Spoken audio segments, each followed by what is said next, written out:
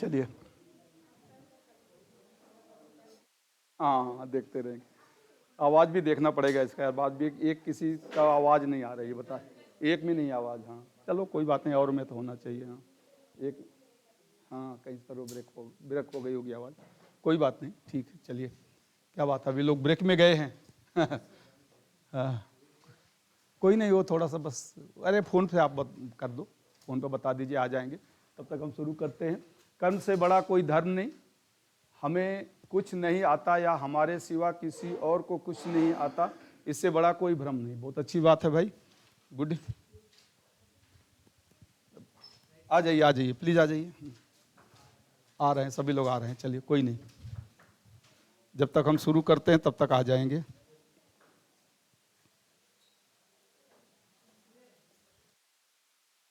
मांचल के ITI के instructors हैं, चलो आज उनका भी 1 घंटे क्लास था मोटिवेशन पे। मैंने सोचा आप ही लोगों में से किसी को बोल देता 1 घंटे मोटिवेशन पे क्लास लो यार, मैंने तो इतना है, आप लोगों को तो मैंने इतना मोटिवेशन बताया है भाई। 2-3 दिन पूरा, मतलब 6 घंटे, कम से कम 6 घंटे मोटिवेशन का क्लास था। तो ये 6 घंटे में 1 घंटे में आप मोटिवेशन नहीं ले सकते। लेकिन उनको ये लगता है यार कि ट्रेनिंग हमको कैसे मोटिवेट कर सकता है, तो वो एक फीलिंग हो जाती ना। हाँ वो एक रहता है कि ट्रेनिंग हमको कैसे मोटिवेट करेगा। एक हाँ, लाइट ज्ञान तो कहीं से मिल सकता है, बिल्कुल सही भाई, वो तो है ही, ज्ञान तो आप कहीं से ले सकते हैं, बट एक परसेप्शन होता है आदमी का ना, ह्यूमन नेचर है, तो हो ही जाता है। हाँ चलिए,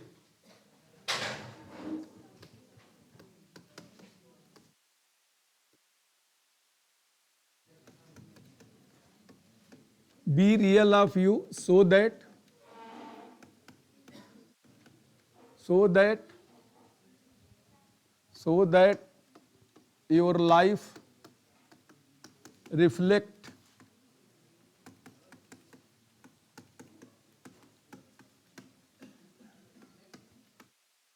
that your life reflect purity and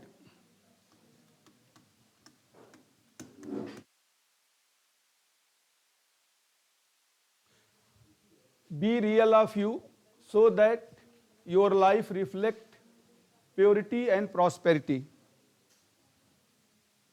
यानी अंदर और बाहर से वास्तविक बनिए।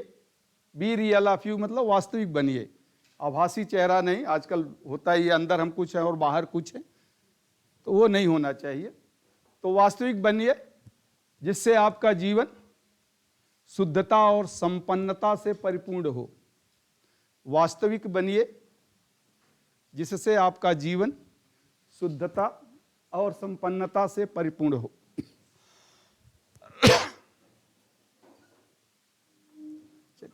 शुद्धता और संपन्नता से परिपूर्ण हो।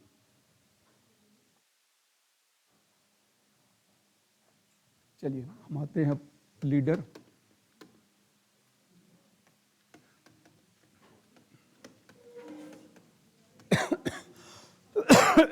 चलिए लीडरशिप में खत्म करके फिर हम आगे चलते हैं।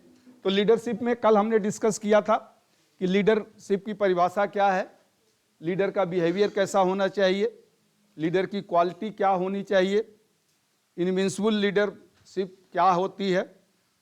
तो कल ही हमने डिस्कस किया था। और अब हम कुछ फैक्टर्स, यानी ऑर्गेनाइजेशन में, सिस्टम में जहां लीडर काम करता है, तो उसके लीडरशिप क्वालिटी को जो इफेक्ट्स कहते हैं, factor affecting the leadership style.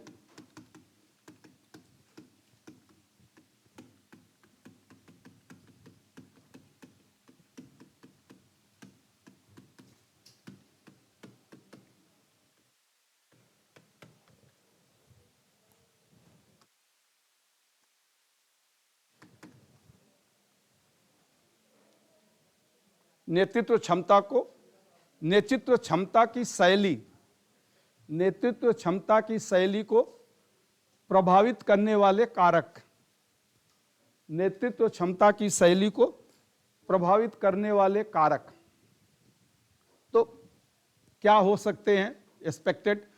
Short में 2-4-10 पॉइंट हम डिस्कस कर लेंगे। तो क्या कारक इसमें हो सकते हैं? वो है प्रिवेलिंग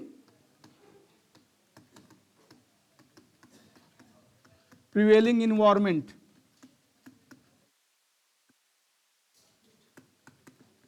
प्रिवेलिंग इन्वायरमेंट यानी वर्तमान परिवेश। वर्तमान परिवेश कैसा है? अच्छा है, खराब है, गतिशील है, न्यूट्रल है, डायनेमिक है, इफेक्टिव है, तो उसके ऊपर भी लीडरशिप की स्टाइल प्रभावित होती है।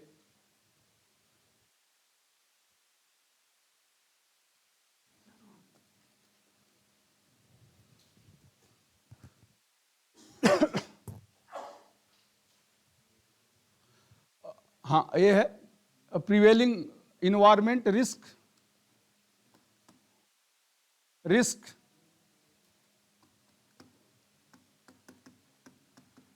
Present in organisation.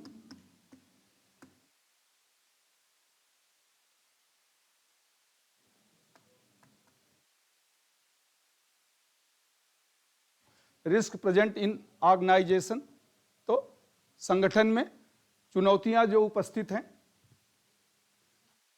संगठन में चुनौतियां या खतरे कह सकते हैं, तो चुनौतियां ही लिख लें। संगठन में जो चुनौतियां उपस्थित हैं, individual capability, individual working capability,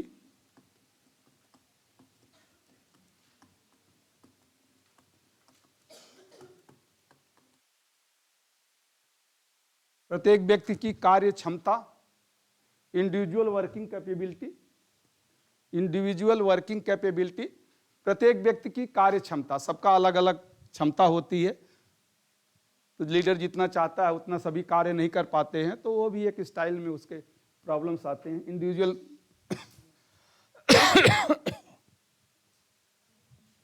nature of work,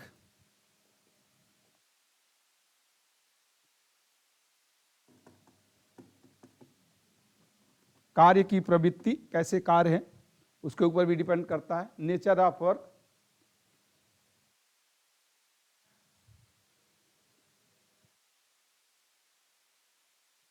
कार्य की प्रवृत्ति, नेचर ऑफ वर्क, कार्य की प्रवृत्ति। अगला पॉइंट आप लिख लें, नेसेसिटीज। नेसेसिटीज यानी सभी की आवश्यकताएं क्या हैं, अलग अलग सबकी आवश्यकता होती है, तो नेसेसिटीज आवश्यकताएं, नेसेसिटी आवश्यकताएं। एक्सपेक्टेशंस, अगला पॉइंट एक्सपेक्टेशंस, अपेक्षाएं। अपेक्षाएं क्या है? जरूरी नहीं कि सबकी अपेक्षा पूर्ण हो, तो फिर वो सहयोग नहीं करेगा, तो अपेक्षाएं, एक्सपेक्टेशंस।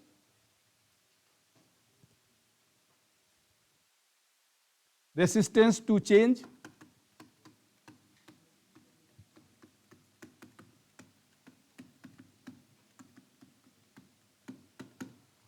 रेसिस्टेंस टू चेंज, परिवर्तन के प्रति विरोध, परिवर्तन का विरोध, परिवर्तन का विरोध होता है, स्वाभाविक ह्यूमन नेचर है कि कोई भी हम परिवर्तन करना चाहें, अच्छा है या खराब, तो उसका पहले विरोध होता ही है, परिवर्तन का विरोध होता है। ये ह्यूमन नेचर है कि जो चल रहा होता है हमें वही लगता है कि नहीं ये ठीक है। और परिवर्तन का विरोध जहां में आता, मुझे याद आ जाता है कि जब ये इंस्टीट्यूट के नाम चेंज हुए, NSTI 2017 की बात है। 2017 में मैं एज ए डायरेक्टर वहीं पे था, CFI सेक्शन में, तो उस समय प्रपोजल चला, सेक्रेटरी और हमारे डायरेक्टर और भी सीनियर अफसर्स के साथ जो मीटिंग चल रही थी, सभी लोग थे, तो उस सेक्शन का मैं भी इंचार्ज था, तो मुझसे ही पूछा गया, तो मैंने अपोज किया था उसको कि NSTI, क्योंकि उस समय हमें आदत बन गई थी ना, ATI, PI और जो भी नाम थे उसमें, high tech institute, foreman training institute, तो जो नाम थे उस समय वही हमें अच्छा लगता था कि यार ये तो बहुत अच्छे नाम है, अब सबको बदल के NSTI क्यों किया जाए। ठीक है मीटिंग में सेक्रेटरी साहब ने पास कर दिया और ठीक है फिर बनाओ, और फिर गजट, गवर्नमेंट का गजट हुआ और पास हो गया। आज लगता है कि नहीं अच्छा हुआ यार, सब है, अब अलग अलग नाम से कौन जानता है कि स्किल का कहीं नाम ही नहीं था। हम उसको कहते थे ये टीआई है, ये एपीआई है, ये टीआई है, ये फोरमैन ट्रेनिंग इंस्टीट्यूट है, हाईटेक है तो अलग अलग नाम इनके थे। तो इसीलिए रेसिस्टेंस टू चेंज हमेशा ये होता है, ह्यूमन प्रवृत्ति है कि जब कभी कोई भी परिवर्तन करना हो तो उसका चेंज किया जाता है।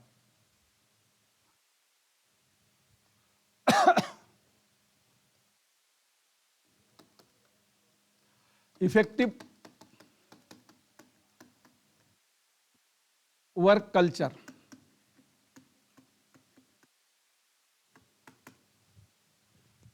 Effective work culture is missing.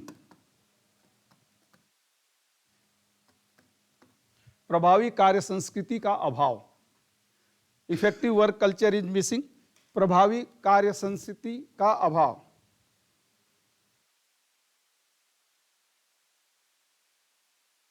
प्रभावी कार्य संस्कृति का अभाव। अगला पॉइंट आप लिख लें, social culture prevailing in organisation.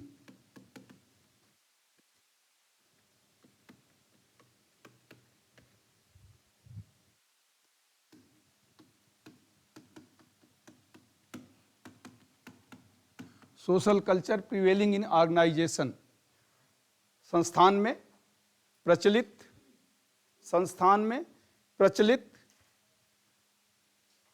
सामाजिक संस्कृति, समाज में प्रचलित संस्थान में प्रचलित सामाजिक संस्कृति, सामाजिक कल्चर्स जो है ये काम करना उसमें होते हैं। ग्रुप वर्किंग,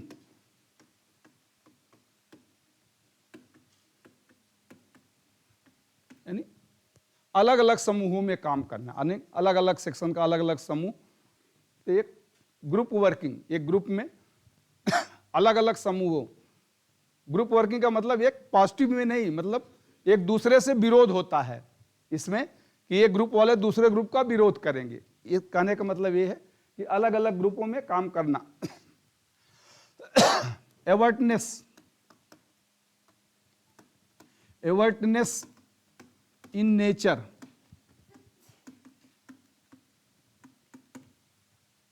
एवर्टनेस इन नेचर, कार्य न करने की प्रवृत्ति। एवर्टनेस का मतलब होता है टाल मटोल, कार्य न करने की प्रवृत्ति, कार्य न करने की प्रवृत्ति यानी कोई कार्य कैसे न हो, कार्य न करने की प्रवृत्ति। रिवार्ड्स एंड पनिशमेंट्स,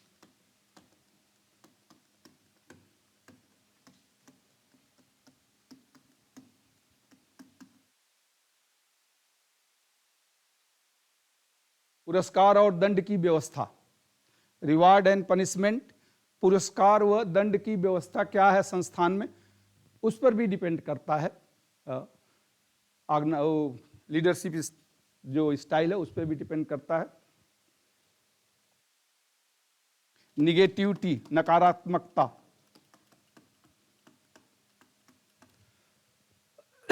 निगेटिविटी, नकारात्मकता। And last, structure of organisation.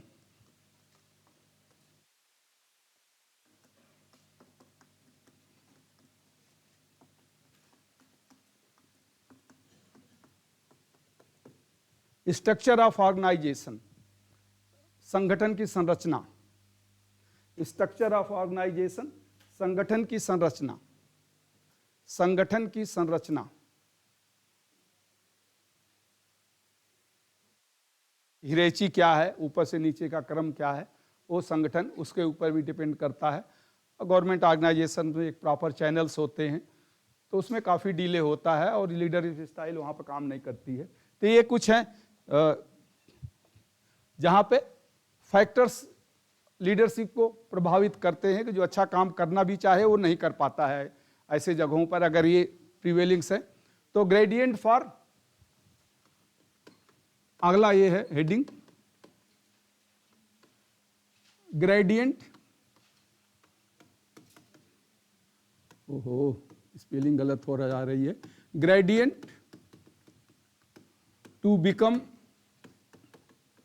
Effective leader. कैसे आप एक प्रभावी अधिनायक बन सकते हैं।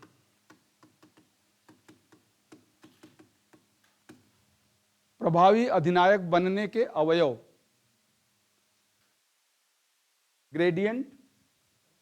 ग्रेडियंट्स। प्रभावी अधिनायक टी है। प्रभावी अधिनायक बनने के अवयव या तथ्य, हाउ टू बिकम, मतलब क्या क्वालिटी आप में होना चाहिए जिससे आप एक अच्छे अधिनायक या अच्छे लीडर बन सकते हैं। तो अच्छे अधिनायक बनने के अनुभव या प्रभावी अधिनायक बनने के तत्व या अवयव। तत्व या अवयव दोनों एक ही बात है, तत्व या अवयव दोनों में से एक लिख सकते हैं हम। तो किस प्रकार क्या क्वालिटी आप में होनी चाहिए कि एक अच्छे लीडर कहे जाएं, क्योंकि लीडर जरूरी नहीं किसी ऑर्गेनाइजेशन की संस्थान में हो, कहीं भी हो सकता है, घर में भी हो सकता है, प्लेग्राउंड में भी हो सकता है, किसी संस्थान में हो सकता है, पॉलिटिकल पार्टीज में होते हैं, हर जगह लीडर्स होते हैं। तो क्या उनकी क्वालिटीज होती है? First and foremost thing protection,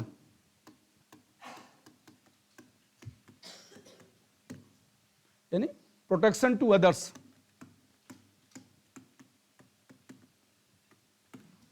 दूसरों को सुरक्षा देना या दूसरों को सुरक्षित करना। जो आपके साथ कार्य कर रहे हों, जो भी आपके साथ हों, तो उनका प्रोटेक्शन आपकी जिम्मेदारी होती है, दूसरों को सुरक्षित करना या सुरक्षा देना। प्रोटेक्शन, एबिलिटी एंड कैपेबिलिटी,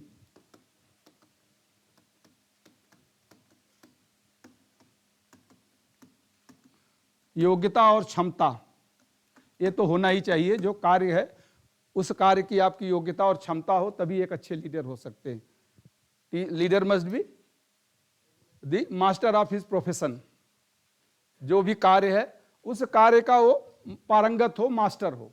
तो उसी का मतलब है एबिलिटी एंड कैपेबिलिटी। प्रोडक्टिविटी, उत्पादकता। प्रोडक्टिविटी का मतलब होता है you should be result oriented, not process oriented. Result not process oriented.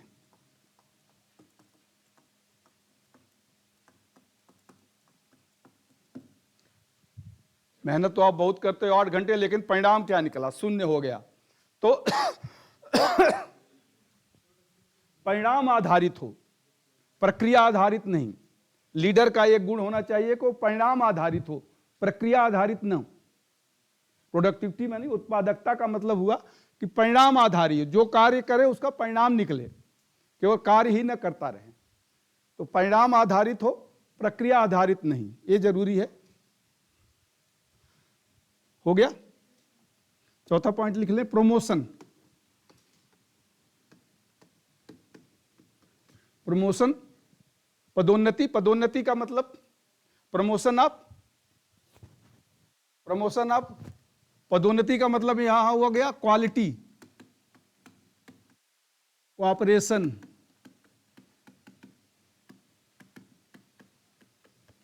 Coordination,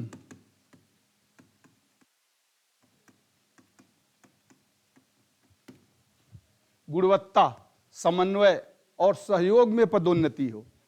post की पदोन्नति से मतलब नहीं है कि लीडर के अंदर वो क्वालिटी हो, उसमें एक गुणवत्ता हो।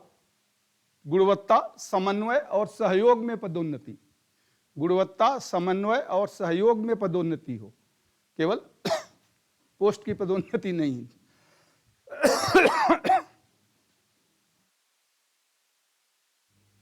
Efficiency, efficiency and effectiveness।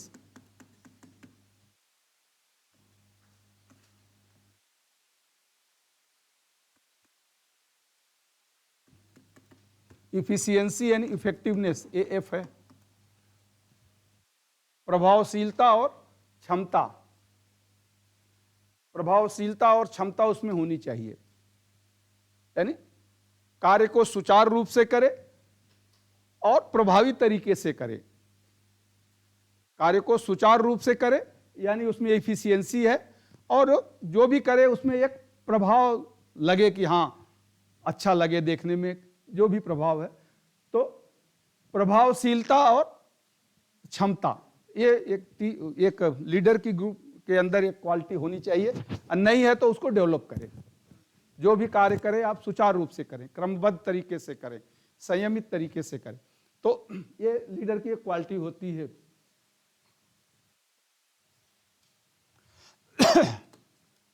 Reliability,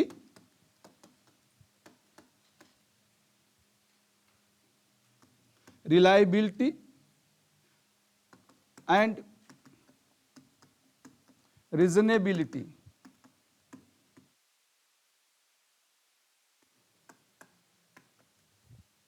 विश्वसनीयता और यथार्थता की उसकी आवश्यकता है। Reason out. रिलायबिलिटी यानी विश्वसनीयता, वो विश्वसनीय हो, और यथार्थ हो यानी उसकी आवश्यकता है। विश्वसनीयता और यथार्थता, विश्वसनीयता और यथार्थता।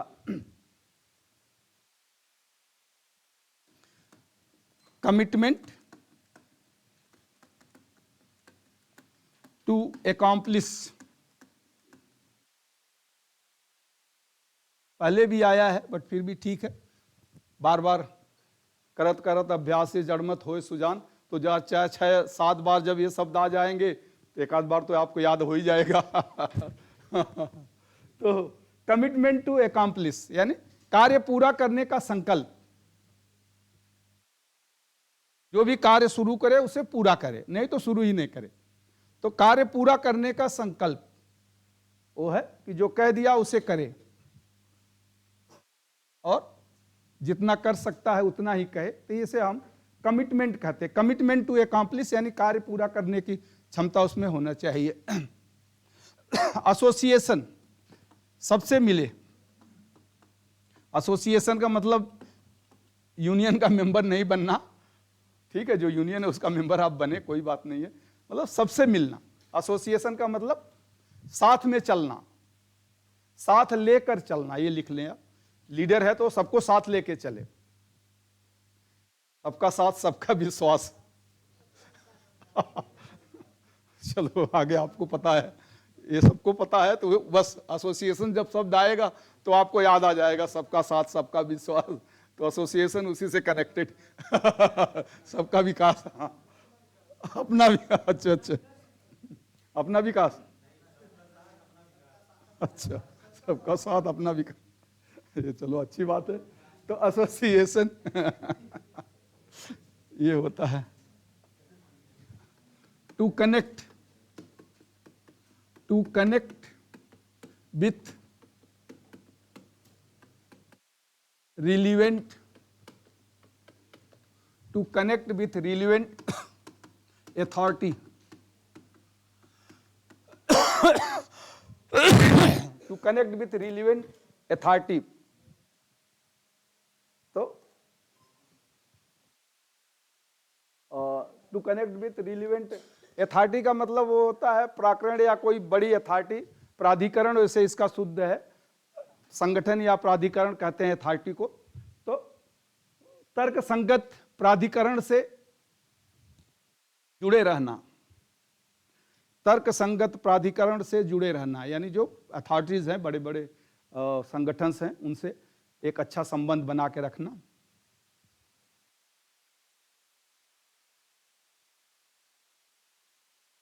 ऑनेस्टी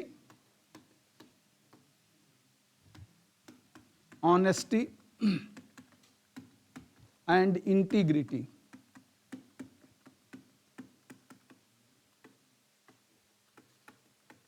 ईमानदारी और सत्यनिष्ठा, जहां भी काम करें, जिस संगठन में काम करें, तो ईमानदारी और सत्यनिष्ठा के साथ करें। ईमानदारी और सत्यनिष्ठा के साथ करें। हाँ प्लीज, थैंक यू। अरे आज दूध वाली ला दिए, थोड़ा पानी भी दे देना यार, एक गिलास। हाँ कोई बात नहीं, आज मैं पानी पी नहीं पाया ना उन लोगों के साथ।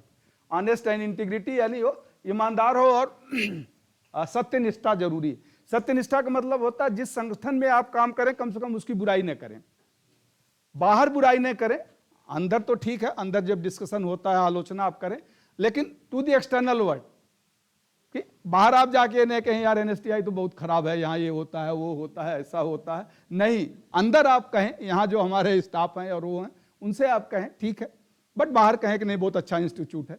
तो ये कहने का मतलब हुआ कि ऑनेस्ट, ये इंटीग्रिटी होती है कि बाहर आप वो है कि जैसे एक अच्छा दोस्त का क्या गुण होता है कि अच्छा दोस्त जो है अपने दोस्त की कमियों को दोस्त से बताए और अच्छाइयों को दूसरे से बताए।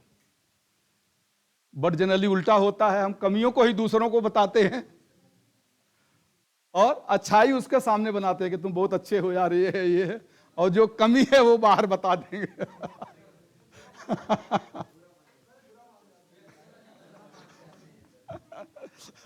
बुरा मान जाते हैं, ठीक है, बुरा मान जाते हैं तो अच्छी बात है, बट उन्हें बाद में समझ में आएगा कि कौन अच्छा है कौन खराब है।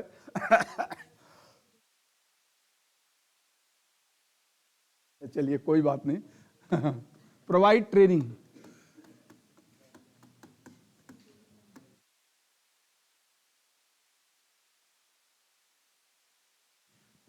प्रशिक्षण प्रदान करना, खुद प्रशिक्षण ले और दूसरों को भी प्रशिक्षण दे। प्रशिक्षण यानी जो कमी जहां लगे आपको उसका प्रशिक्षण ले, जैसा भी कमी है कि आपको लगता है कि मैं कम्युनिकेट नहीं कर सकता, प्रेजेंट नहीं कर सकता, डिमॉन्स्ट्रेट, यानी जो भी आपको कमी है तो उस कमी का प्रशिक्षण ले और प्रशिक्षण दूसरे को दे। Authenticity, authenticity of action,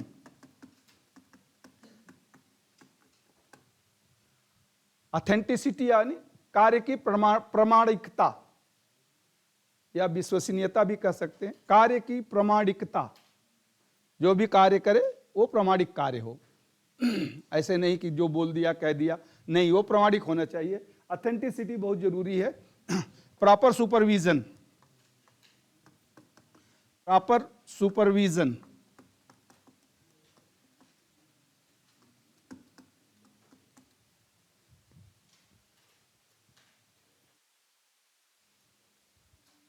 proper supervision यानी उचित,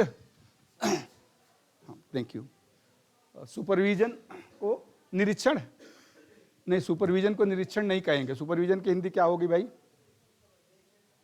देख रेख करना, हाँ देख रेख कर ले, उचित देख रेख करना, यानी जो आपके अंडर काम कर रहे हैं उनकी देख रेख आप अच्छे से करो, उनकी मेंटेनेंस अच्छे से करते रहो। प्रॉपर सुपरविजन, supporting with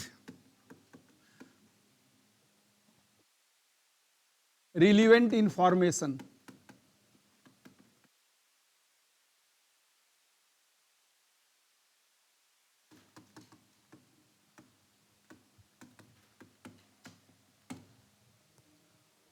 तर्क संगत सूचनाओं के साथ सहयोग करना, सपोर्टिंग विथ रिलीवेंट इंफॉर्मेशन, यानी आप सूचना भी दें कि मैं क्यों ऐसा कह रहा हूं या इनका क्यों सहयोग कर रहा हूं, तो तर्क संगत सूचनाओं के साथ सपोर्ट करना, तर्क संगत सूचनाओं के साथ सपोर्ट करना।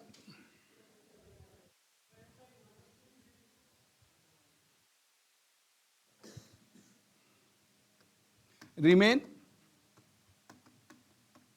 calm, cool and composite, ये व्यक्ति की व्यक्तिगत विशेषताएं हैं, बट लीडर में होना चाहिए, ज़्यादा उग्र न हो, भड़क न जाए हर बात पे। तो आपने देखा होगा जो सीनियर्स होते हैं, अच्छे होते हैं, वो सबकी बात सुनते रहते हैं, उनको गुस्सा भी आता है तब भी बड़े शांत रहेंगे। तो इसीलिए रिमेन्स काम कूल यानी शांत संयमित, हाँ प्लीज, शांत संयमित और एकाग्रचित्त, शांत संयमित और एकाग्रचित्त रहें, शांत संयमित और एकाग्रचित्त रहें। लास्ट पॉइंट लिख ले, synergy to develop self and others professionally,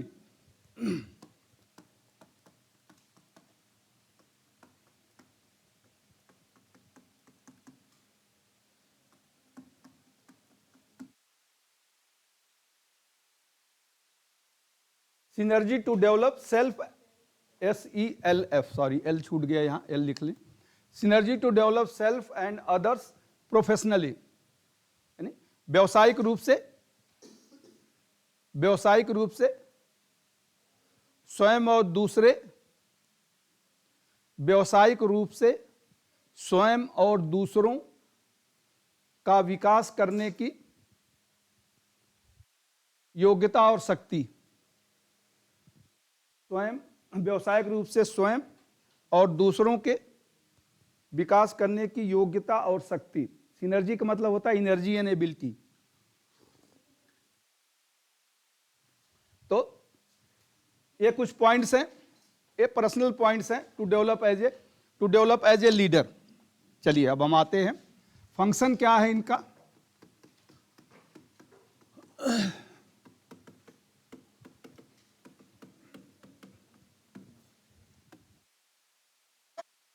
function of the leader क्या हो सकता है, कुछ जनरल सिंपल सा। प्लानिंग, अब इसको एक्सप्लेन आप कर लेंगे। प्लानिंग, कार्य की योजना बनाना और तकनीकी योजना बनाना, संस्थान की योजना बनाना। प्लानिंग में तो बहुत कुछ आता है। तो प्लानिंग का मतलब योजना बनाना, ऑर्गेनाइजिंग, व्यवस्थित करना। तो जो भी कार्य है उसको व्यवस्थित तरीके से करना। तो ऑर्गेनाइजिंग, व्यवस्थित करना, प्लानिंग, योजना बनाना,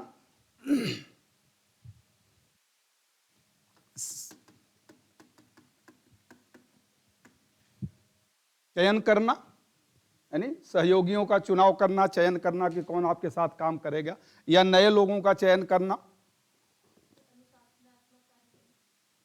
हाँ, वो भी हो सकता है अनुशासन काम तो, बट लीडर का काम अनुशासन करना ही होता है, वो तो मैनेजर का होता है। वो तो मैनेजर का काम है अनुशासन का। लीडर का काम तो सजेशंस में उसका अनुशासन आ जाता है। तो प्लान, हाँ इवेल्युएटिंग का काम कर सकता है। तो पोस्ट कार्ड,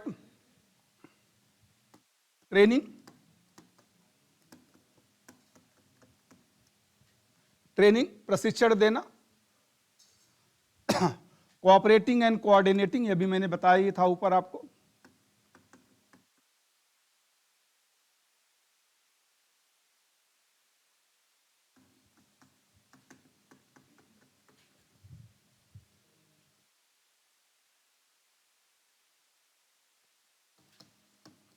एसोसिएटिंग, ये भी ऊपर क्वालिटी है इसकी। एसोसिएटिंग, सबसे मिलना जुलना, एक साथ लेके चलना।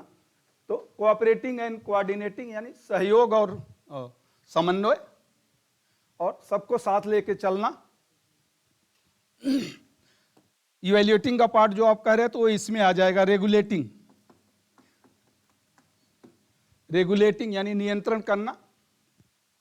रेगुलेटिंग एंड इवैल्यूएटिंग इसी में आप आगे लिख लें। रेगुलेटिंग एंड इवैल्यूएटिंग, मूल्यांकन करना और नियंत्रण करना। मूल्यांकन करना और नियंत्रण करना। एंड डायरेक्टिंग, निर्देश देना, मूल्यांकन करना, नियंत्रण करना और मूल्यांकन करना। और लास्ट है डायरेक्टिंग, निर्देश देना। निर्देश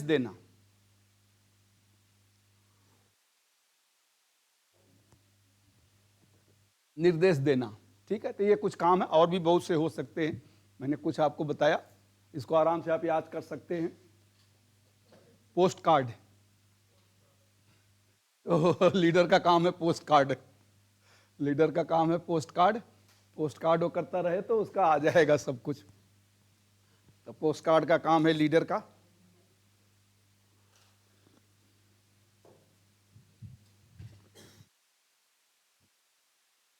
फंक्शन में ही लीडर के इसके शब्दों के अनुसार आप कर सकते हैं। लीडर का मतलब क्या होता है, यानी एक डिफिनीशन भी ये लीडर की है। दो, लीडर क्या होता है,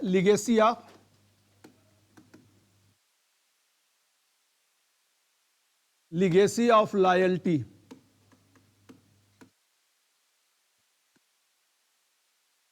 लीगेसी ऑफ लॉयल्टी यानी निष्ठा का प्रतिपादन करना या निष्ठा का पालन करना। लिगेसी यानी परिपाटी जो चलती आ रही है उसे लिगेसी कहते हैं। तो लॉयल्टी यानी निष्ठा या वफादारी, तो वफादारी का एक पालन वो करता है। इसेंस ऑफ इसेंशियलिटी,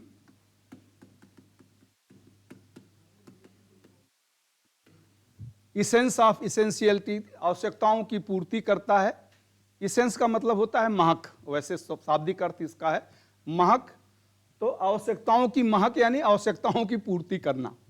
लीडर वो हो जो अपने सबऑर्डिनेट की आवश्यकताओं की पूर्ति करे।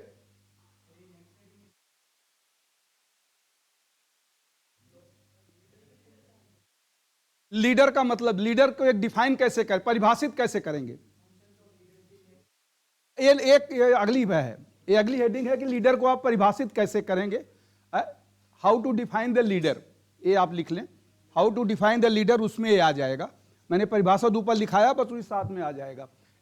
लीडर का है anchor of ability,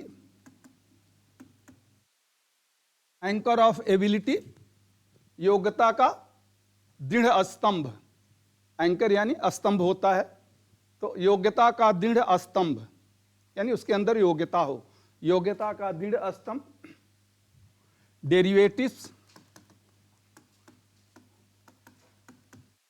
derivative of decency, derivative of decency, derivative of decency. बस 1 घंटे 12 बजे तक खत्म करना है इसको, 2-3 और पॉइंट है बस। डेरिवेटिव्स ऑफ डिसेंसी, डेरिवेटिव्स आपने वो डायमेंशन में पढ़ा होगा ना, मूल एंड बेसिक एंड डेरिवेटिव्स। तो डेरिवेटिव्स क्या होता है? व्युत्पन्न, व्युत्पन्न मात्रक होता है, यानी जो उसी तरह का प्रतिध्वनि करे उसे व्युत्पन्न कहते हैं। डिसेंसी यानी शिष्टाचार, तो शिष्टाचार को पालने वाला या शिष्टाचार का प्रतिबिंब, शिष्टाचार को पालने वाला, decency. And emblem of entity, emblem of entity, entity यानी जोड़ना, एकाकार करना, वही सबको साथ लेके चलना।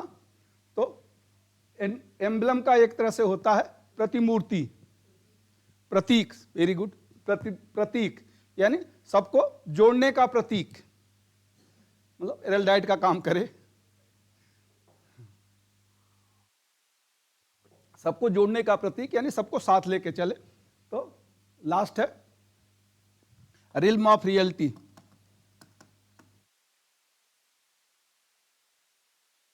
Realm of responsibility, sorry reality नहीं,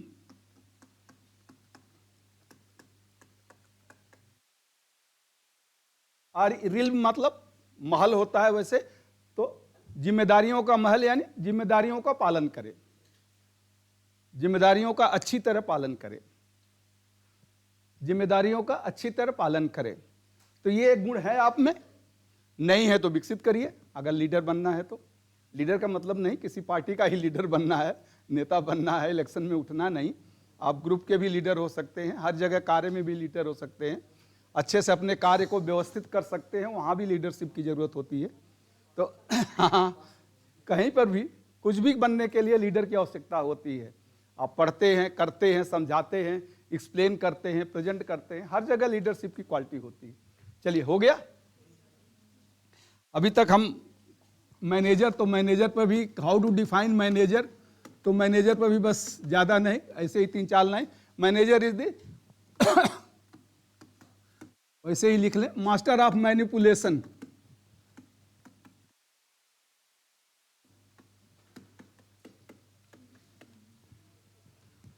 मैनिपुलेशन हस्त कौशल भी होता है और व्यवहार का भी कौशल कहते हैं इसको। तो व्यवहार कौशल में प्रवीण, व्यवहार कौशल में प्रवीणता हो उसको। जो भी मैनेजर होते हैं संस्थान में उन्हें व्यवहारिक होना चाहिए, व्यवहार कौशल में प्रवीणता। अमीनेबल टू अथॉरिटी,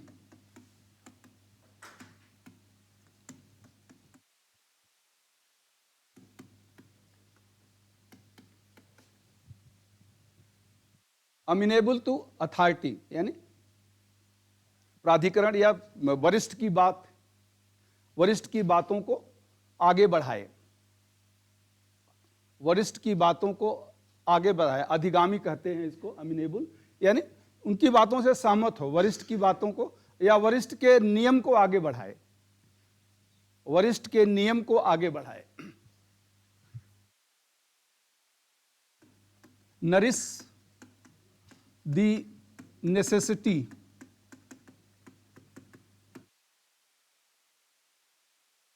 नरिश यानी प्रदान करना, पोषित करना, नेसेसिटी यानी आवश्यकताओं की, सबकी आवश्यकताओं की पूर्ति करे। नरिश दी नेसेसिटी, NOURI, नरिश दी नेसेसिटी, सबकी आवश्यकताओं की पूर्ति करे, सबकी आवश्यकताओं की पूर्ति करे। अगला असेसिबल टू ऑल,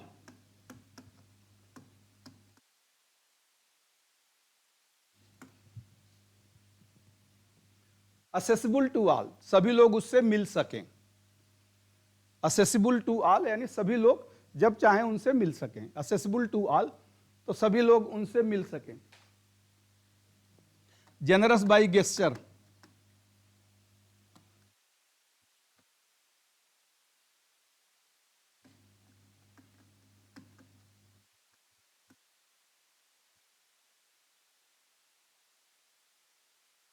हाव भाव से सज्जन लगे। जनरस बाय गेस्चर यानी हाव भाव से सज्जन हो या हाव भाव से सज्जन प्रतीत हो, है या नहीं वो अलग बात है। हाव भाव से सज्जन प्रतीत हो, जनरस बाय गेस्चर यानी हाव भाव से वो सज्जन लगे, ठीक है, हाव भाव से सज्जन प्रतीत हो, ये गुड मैनेजर में होना चाहिए। और इनर्जेटिक एंड enthusiastic,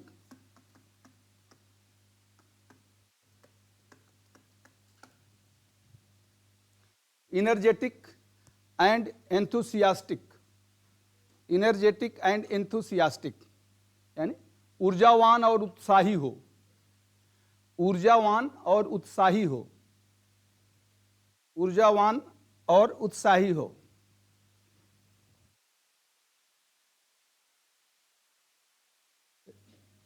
और रिलायबल एंड रियलिस्टिक,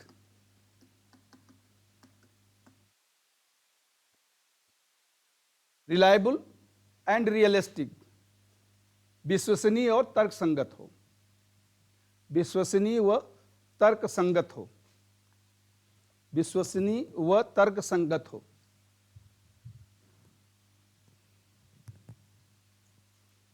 विश्वसनीय व तर्कसंगत हो। तो ये तो क्योंकि मैनेजर के एक कंपैरिजन अभी हम आगे करेंगे, बस खत्म करेंगे उसके बाद। अब एक अगर आपको एक अच्छा बनना है, लीडर बनना है, मैनेजर बनना है, या कहीं अच्छे से प्रेजेंट करना है, प्रेजेंटेशन करना है, तो शिव खेरा के बुक में एक जगह दिया हुआ है कि अगर किसान फार्मर अपने खेत में अगर अच्छी फसल चाहता है तो क्या क्या करता है,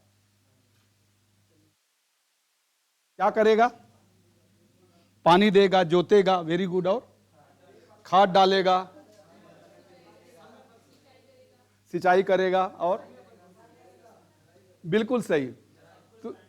तो जो अगर किसान अपने खेत के साथ ये नहीं करता है तो क्या हो जाता है? बंजर हो जाएगा, उसमें जो घास पतवार और अनवांटेड सब उड़ जाएंगे। तो जैसे शहर में किसी की जमीन है, अगर वो बाउंड्री लगा के छोड़ दिया तो क्या हो जाता है? वो डंपिंग ग्राउंड, पूरा कूड़ा कचरा आके वहीं वो पूरा भर जाता है, तो वो डंपिंग ग्राउंड बन जाता है। तो उसी तरह से व्यक्ति का माइंड भी है। माइंड को अगर आप छोड़ दोगे तो एम्प्टी माइंड अगर आपका है तो वो डंपिंग ग्राउंड हो जाएगा। क्लोज माइंड नहीं रहना चाहिए। क्लोज हो गया तो उसमें कुछ भी नहीं जा पाएगा, कोई भी अच्छी सूचना, खराब सूचना आपके अंदर नहीं पहुंच पाएंगी। लेकिन ओपन माइंड है तो वो सिलेक्टेड माइंड है कि क्या जाना है और क्या नहीं जाना है। क्या आपको सुनना है, क्या संग्रह करना है दिमाग में, क्या सूचनाएं रखना है, क्या नहीं रखना है, तो ये है। तो how to be a good starter, यानी एक सूचनाओं का संग्रह आप कैसे कर सकते हैं, इफेक्टिव पर्सन। ये एक पर्सन के लिए है, how to become effective person. तो लीडर भी हो सकता है,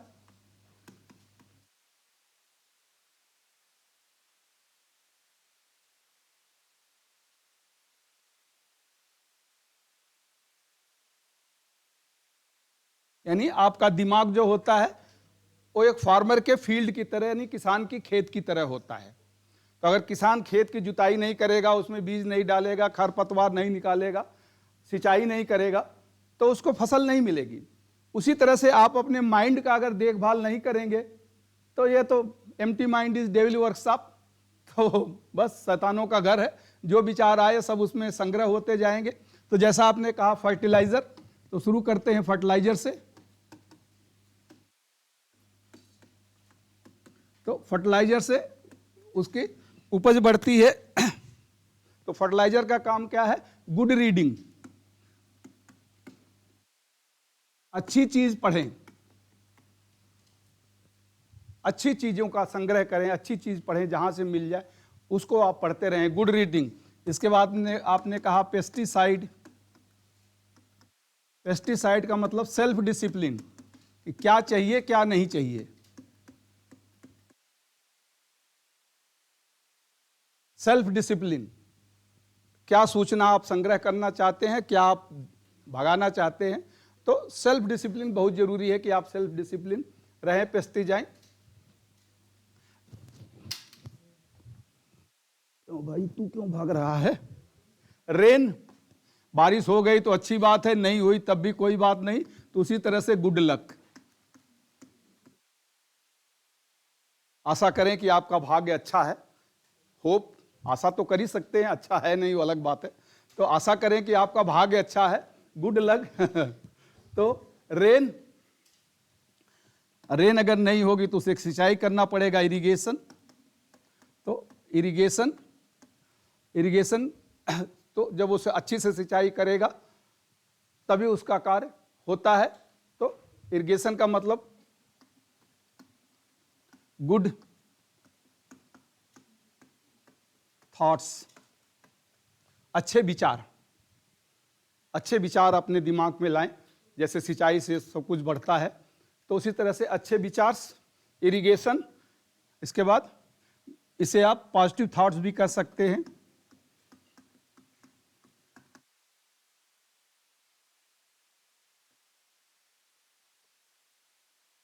seed,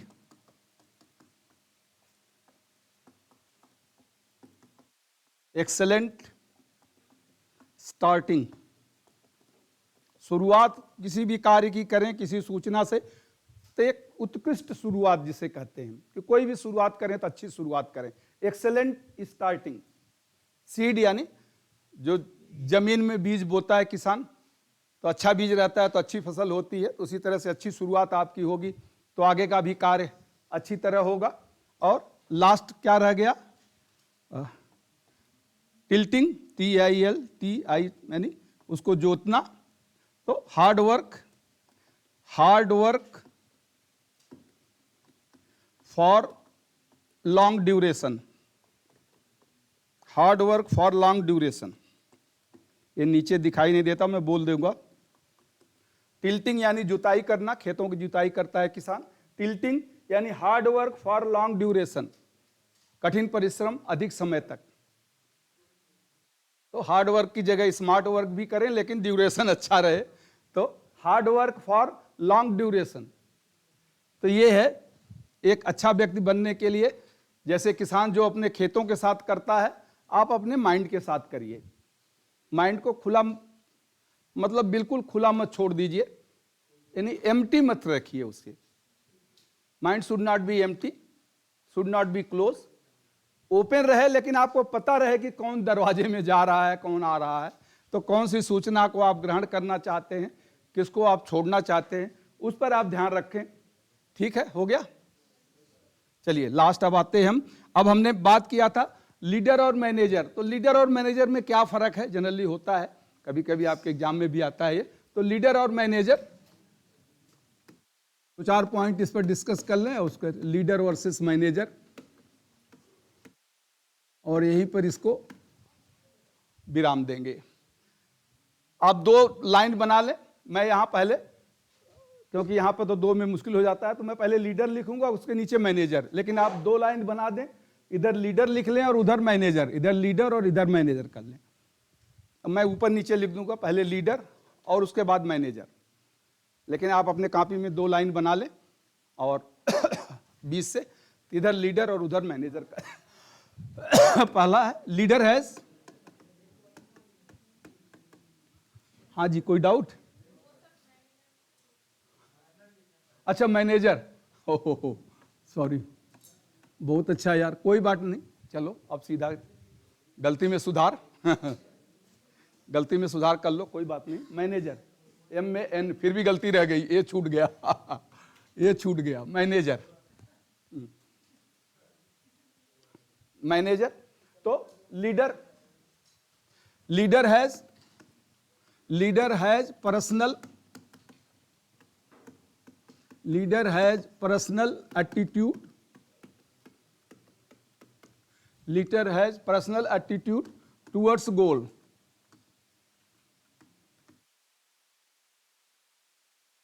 leader has personal attitude towards goal, यानी लक्ष्य के प्रति उसका व्यक्तिगत दृष्टिकोण होता है। लक्ष्य के प्रति उसका व्यक्तिगत दृष्टिकोण होता है। लक्ष्य के प्रति उसका व्यक्तिगत दृष्टिकोण होता है। और इसी में आप मैनेजर का लिख लीजिए, manager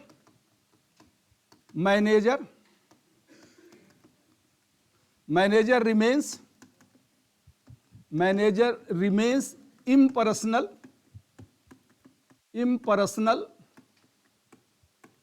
manager remains impersonal, though THOUGH,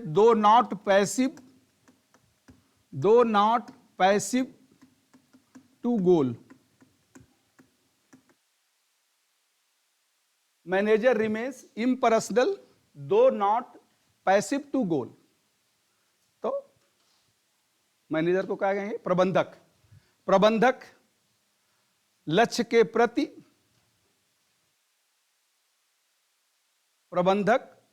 प्रति, यद्यपि उदासीन,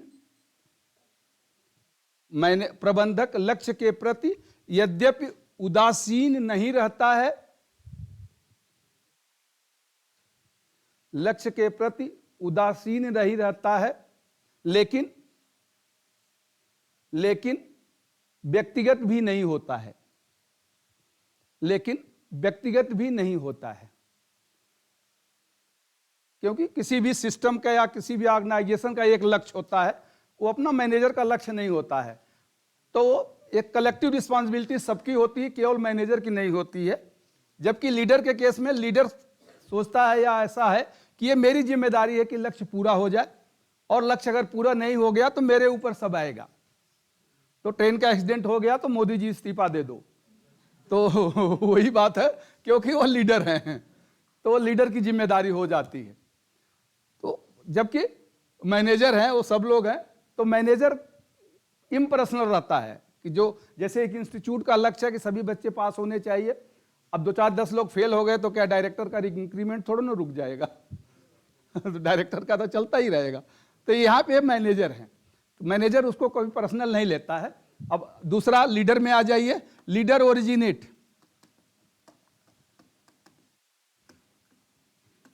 ओरिजिनेट यानी नई शुरुआत करना, उद्गम। तो ओरिजिनेट, ORI, अरे यार जल्दी में स्पेलिंग बीच की छूट जा रही है, क्या बात है, जल्दी के चक्कर में। लीडर ओरिजिनेट यानी अधिनायक नई शुरुआत करता है। Leader originate, ORIGINATE, leader originate नई शुरुआत करता है। और मैनेजर क्या करता है? जो चल रहा है चलने दो। Manager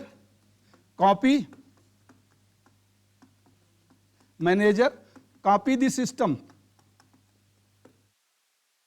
manager copy the system यानी तंत्र का अनुकरण करता है। प्रबंधक तंत्र का अनुकरण करता है कि जैसे चल रहा है चलने दो, कोई नई चीज नहीं होगी और नई चीज कर भी नहीं सकते संस्थान में आप, जो चल रहा है वैसे ही चलेगा। तो मैनेजर कॉपी द सिस्टम, तो प्रबंधक तंत्र का अनुकरण करता है। तीसरा आप लिख लें, leader plan the work. Leader plan the work, तो अधिनायक कार्य की योजना बनाता है। लीडर प्लान दी वर्क, अधिनायक कार्य की योजना बनाता है। लीडर प्लान दी वर्क, अधिनायक कार्य की योजना बनाता है। और manager work as per plan.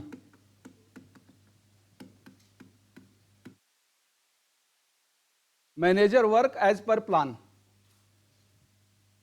Manager work as per plan यानी प्रबंधक योजना के अनुसार कार्य करता है। प्रबंधक योजना के अनुसार कार्य करता है।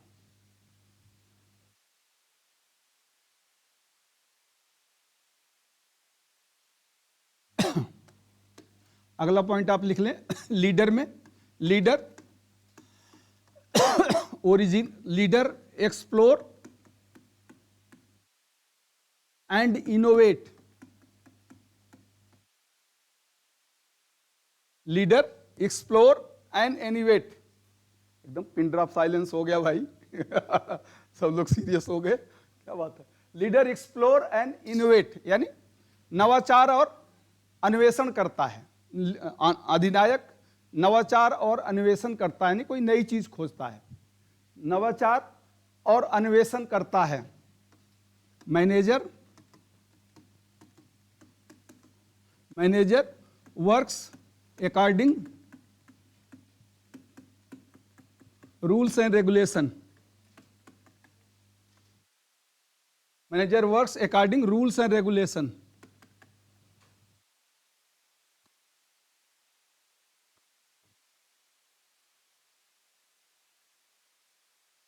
प्रबंधक वर्क्स WORKS, सॉरी यहाँ के छूट गया यार, WO, तो manager works according rule and regulation, तो प्रबंधक नियम और प्राविधान के अनुसार कार्य करता है।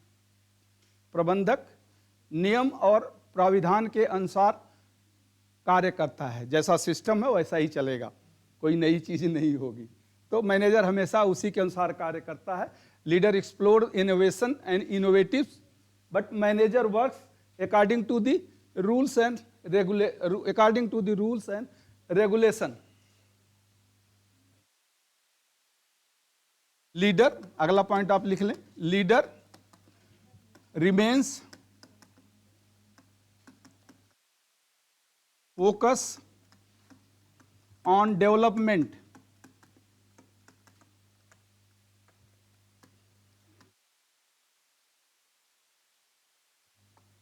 Leader remains focus on development.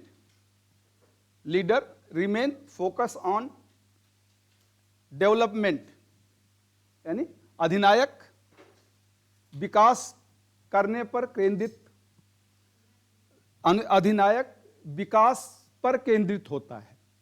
अधिनायक विकास पर केंद्रित होता है। अधिनायक विकास पर केंद्रित होता है। Manager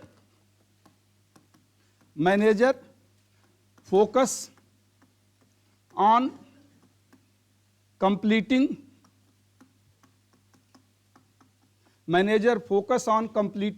assigned work।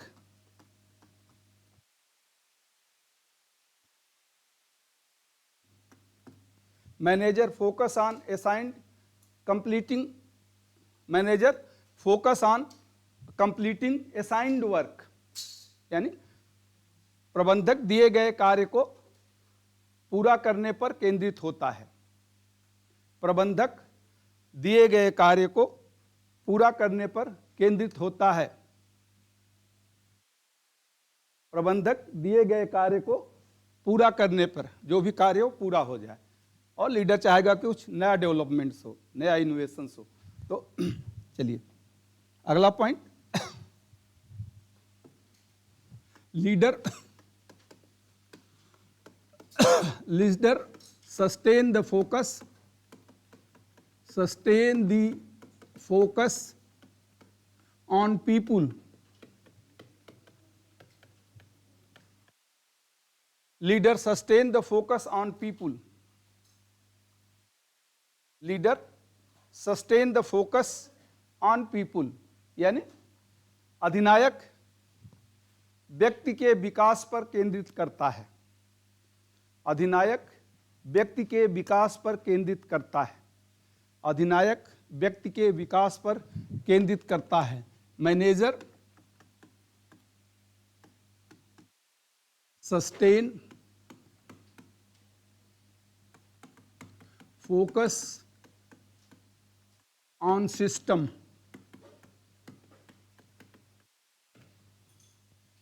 Manager sustain focus on system.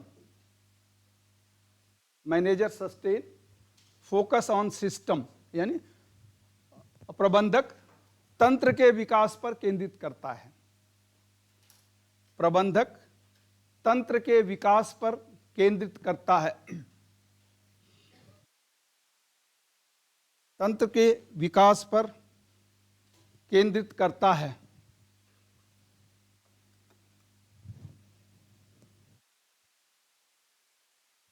Leader में आप लिख लें, leader always does the things right.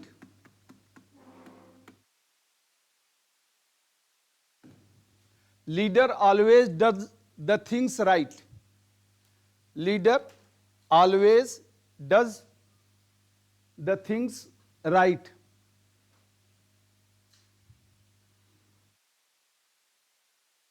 तो अधिनायक हमेशा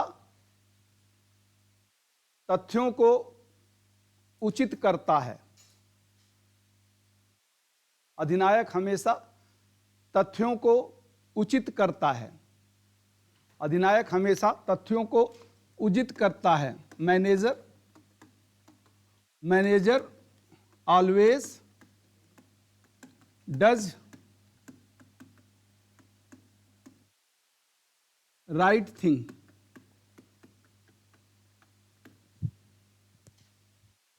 थिंग और राइट को चेंज कर दीजिए और कुछ नहीं। Manager always does right things, यानी प्रबंधक हमेशा उचित तथ्य ही करता है या उचित कार्य ही करता है। मैनेजर हमेशा उचित तथ्य ही करता है या उचित कार्य ही करता है। मैनेजर हमेशा उचित तथ्य ही करता है या उचित कार्य ही करता है। मैनेजर हमेशा उचित कार्य ही करता है। अगला पॉइंट आप लिख लें, leader never fail to plan. अब इससे आप कंपेयर करें कि आप मैनेजर हैं या लीडर हैं तो leader never fails to plan, यानी अधिनायक कभी भी योजना बनाने में असफल नहीं होता है। अधिनायक कभी भी योजना बनाने में असफल नहीं होता है। अधिनायक कभी भी योजना बनाने में असफल नहीं होता है। ओह, मैनेजर लिख लें, manager never fail to plan but plan to fail.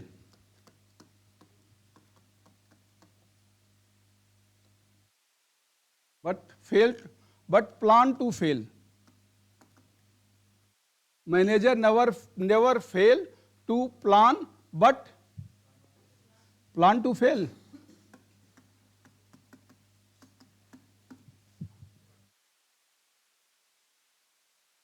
तो मैनेजर कभी असफल योजना नहीं बनाता है, मैनेजर कभी असफल योजना नहीं बनाता है, लेकिन उसकी योजनाएं ही असफल होती हैं। मैनेजर कभी यानी प्रबंधक कभी असफल योजना नहीं बनाता है, प्रबंधक कभी असफल योजना नहीं बनाता है, लेकिन उसकी योजनाएं ही असफल होती हैं, लेकिन उसकी योजनाएं ही असफल होती हैं।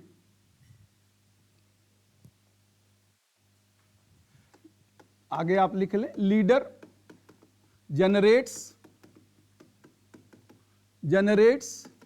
New concept, leader generate new concept, leader generate new concept.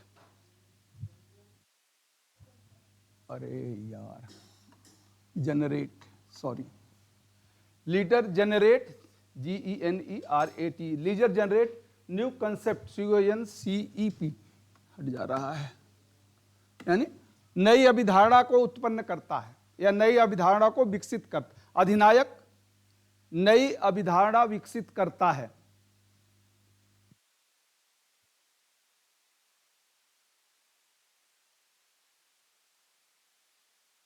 And manager works on old concept, manager works on old concept.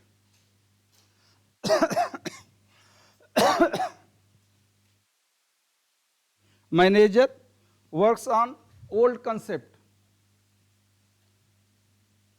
तो प्रबंधक हमेशा पुरानी अभिधारणा पर कार्य करता है, प्रबंधक हमेशा पुरानी अभिधारणा पर कार्य करता है।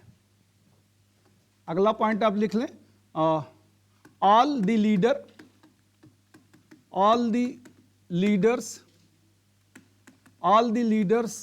Are manager,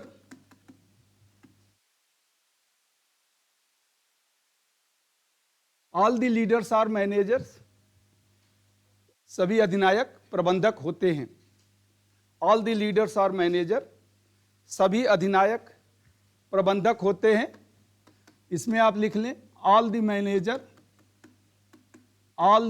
managers are not leader, लेकिन सभी प्रबंधक अधिनायक नहीं होते हैं।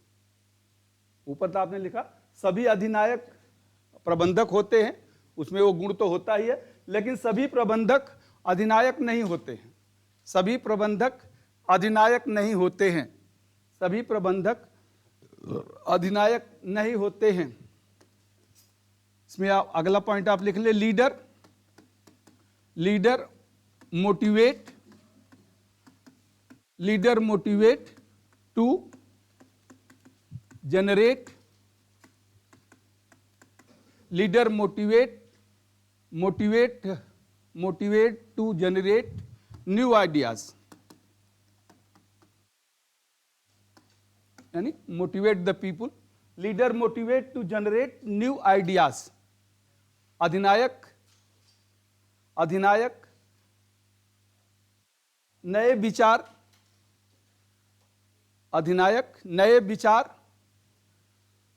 उत्पन्न करने के लिए, अधिनायक नए विचार उत्पन्न करने के लिए व्यक्तियों को प्रेरित करता है। अधिनायक नए विचार उत्पन्न करने के लिए व्यक्तियों को प्रेरित करता है। इसमें आप लिख ले, manager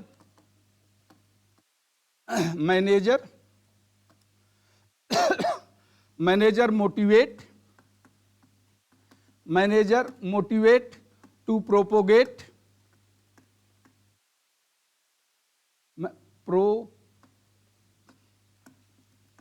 propagate.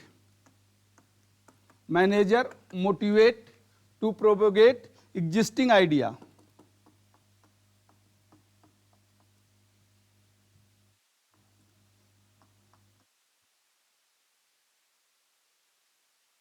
Manager motivate to propagate existing idea, यानी प्रबंधक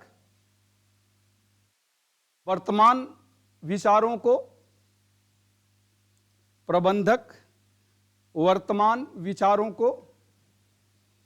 आगे बढ़ाने के लिए प्रेरित करता है।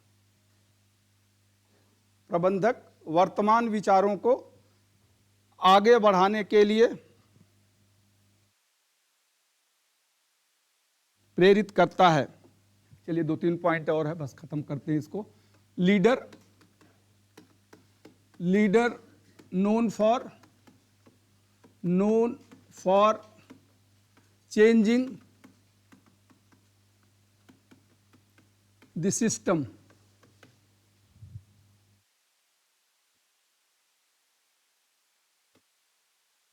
Leader known for changing the system, यानी अधिनायक तंत्र में परिवर्तन करने के लिए जाना जाता है। अधिनायक तंत्र में परिवर्तन करने के लिए जाना जाता है। अधिनायक तंत्र में परिवर्तन करने के लिए जाना जाता है। Manager known for maintaining the system.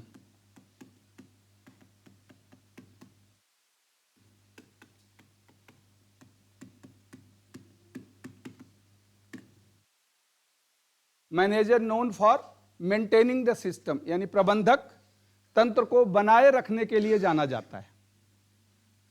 तंत्र को बनाए रखने के लिए जाना जाता है। प्रबंधक तंत्र को बनाए रखने के लिए जाना जाता है। अगला पॉइंट लिख लें आप। Leaders are everywhere. Leaders are everywhere such as politics, game, organization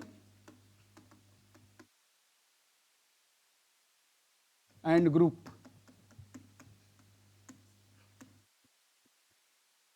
तो leaders are everywhere such as politics, game, organization and group. तो अधिनायक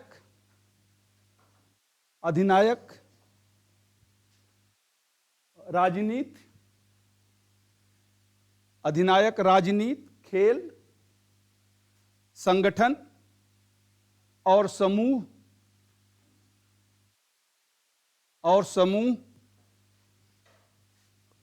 आदि में हर जगह होते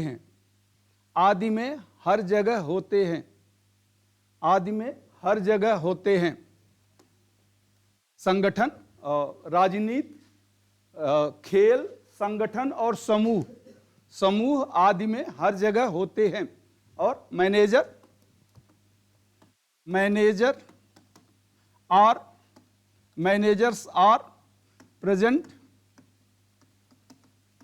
are present only in reputed organization।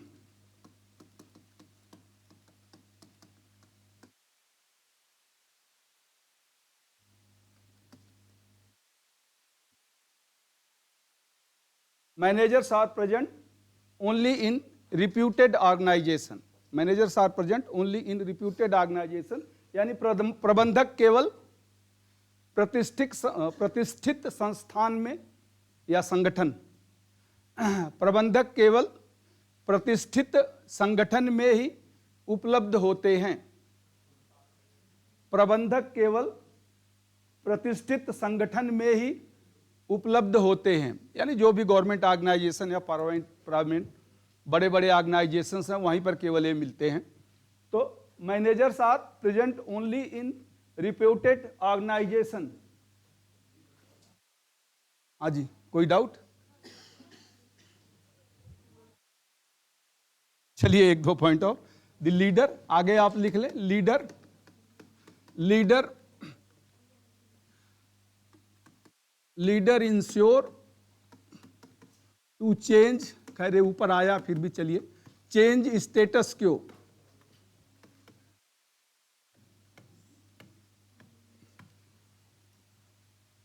Leader ensure to change status quo, leader state to change status quo, यानी वर्तमान परिस्थितियों में परिवर्तन करने के लिए, वर्तमान परिस्थितियों में परिवर्तन अधिनायक सुनिश्चित करता है। वर्तमान परिस्थितियों में परिवर्तन अधिनायक सुनिश्चित करता है। वर्तमान परिस्थितियों में परिवर्तन अधिनायक सुनिश्चित करता है। And manager, manager ensure continuity of status Q,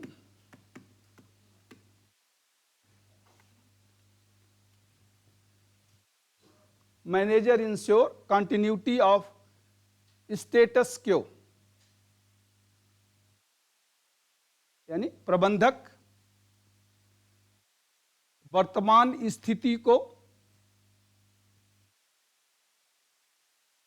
प्रबंधक वर्तमान स्थिति को गतिमान रखना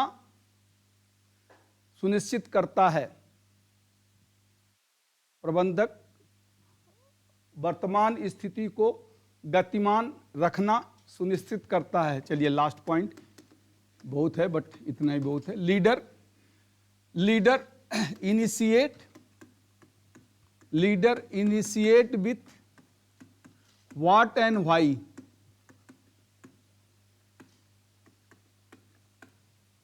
leader initiate with what and why, leader initiate with what and why, यानी अधिनायक क्या और कैसे, अधिनायक क्या और कैसे से शुरू करता है। मतलब ये क्या है और क्यों है, सॉरी क्या और क्यों, कैसे नहीं, क्या और क्यों से शुरू करता है। अधिनायक क्या और क्यों से शुरू करता है। Manager, manager starts with, manager start with when and how, कब और कैसे। तो कब और कैसे, व्हेन एंड हाउ, यानी प्रबंधक कब और कैसे से शुरू करता है। प्रबंधक कब और कैसे से शुरू करता है। तो चलिए, ये तो इसमें आप कहेंगे तो बहुत आएगा, 20, 25, 30 हो सकते हैं इसमें। मैंने कितना 8-10 आपको लिखाया होगा। मैनेजर कब और कैसे, कब और कैसे से शुरू करता है। तो 2 और लिखवाना है तो लिख लो। Manager place the proper ladder, कितने हो गए? तो 15 ठीक है यार, एग्जैक्ट पोजीशन है, और क्यों लिखना है। फिर तो 20 रहे, फिर 25, सिर्फ कहोगे 5 लिखवा दो तो बढ़ता ही जाएगा। इसी को मैं स्प्लिट कर दूंगा जो आप ही लिखाया उसी को स्प्लिट करते जाओ तो 30 हो जाएगा। तो मैनेजर जो है देखता, लैडर, लैडर जो रखी है वो सही हो, और मैनेजर देखता है कि लैडर सही जगह पे रखना चाहिए। तो ऐसे बहुत हैं, 30 हैं, 30 के आसपास इसके हैं टोटल। आप जाओगे गूगल में सर्च करिए, सब आपको मिल जाएगा। चलिए, now you have become the leader. अब आप लीडर बन गए हैं, तो लीडर का कार्य करेंगे तो फिर आपको टेंशन भी आएगा, टेंशन तो बढ़ ही जाएगा। तो टेंशन को भी तो मैनेज करना पड़ेगा। तो हम अब टेंशन को मैनेज करेंगे।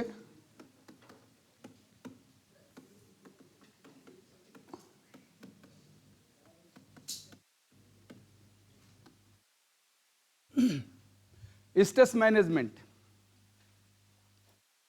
स्ट्रेस मैनेजमेंट तो तनाव प्रबंधन, तनाव प्रबंधन भी जरूरी है, बहुत जरूरी है। आजकल के सबको होता है, ऐसा नहीं कि जो मैनेजर हैं, जो लीडर हैं, जो पोस्ट पे काम करते हैं उनको है, बल्कि सबको ये होता है और ज़रूरी है कि इसको मैनेज किया जाए प्रॉपरली। तो ये ज़रूरी है कि ये मैनेज किया जाए। तो स्ट्रेस होता क्या है? इट इज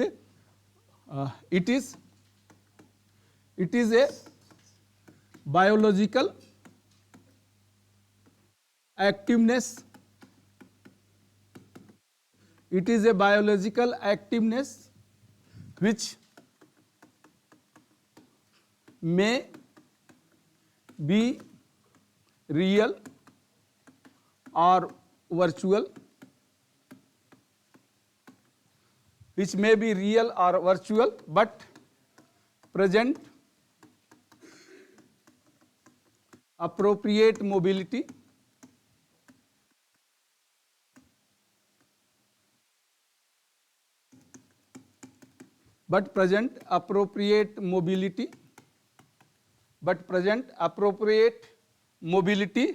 to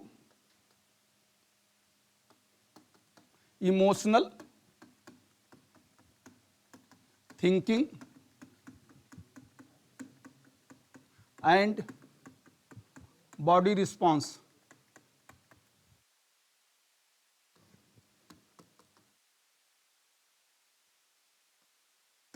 तो स्ट्रेस क्या है?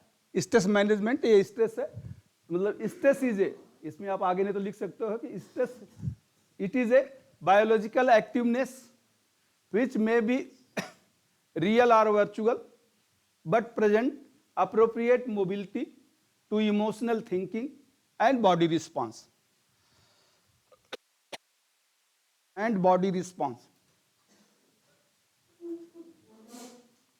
तो तनाव एक जैविक क्रिया है। तनाव एक जैविक क्रिया है जो वास्तविक अथवा आभासी हो सकती है। तनाव एक जैविक क्रिया है जो वास्तविक अथवा आभासी हो सकती है, लेकिन शरीर की अनुक्रिया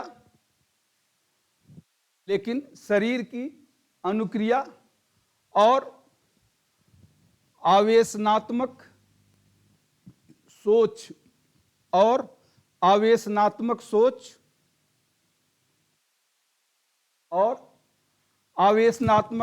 को उचित गतिशीलता प्रदान करती है।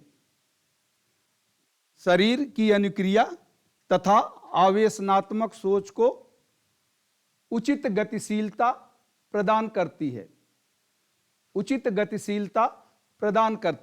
यानी स्ट्रेस जब भी आएगा आपको, तो आपके माइंड और बॉडी यानी दोनों को प्रभावित करता है। यानी आपके जो mental thinking, physical status, spiritual level, emotional level and psychological level, तो ये जितने भी बॉडी एंड माइंड्स के लेवल हैं उन सबको ये प्रभावित करता है और कुछ सोचने पे विशेष करता है। तो ये टेंशन होता है in 1930 Hans Selye and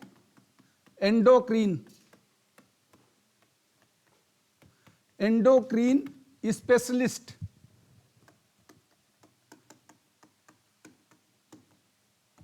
used this term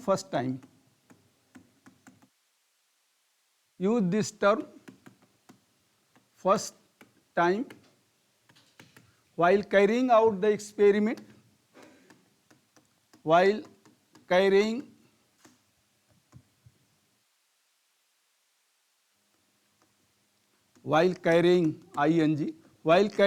out the experiment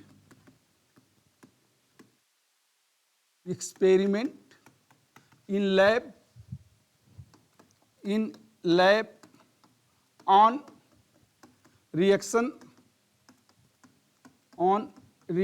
of body, on reaction of animal body,